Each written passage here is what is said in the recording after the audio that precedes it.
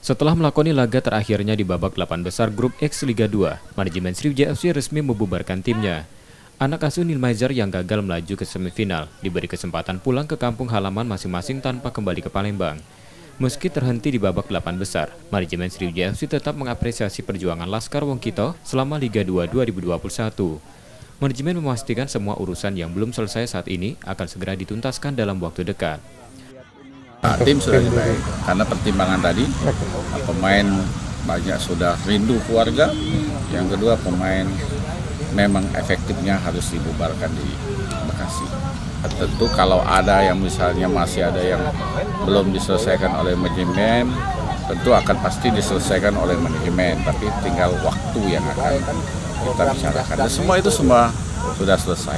Jadi datang baik-baik, perpisahannya juga baik. Selain itu, manajemen Sriwijaya FC tetap melakukan evaluasi menyeluruh sebelum berbenah menatap kompetisi Liga 2 musim 2022 mendatang. Nur Muhammad, Kompas TV, Palembang, Sumatera Selatan.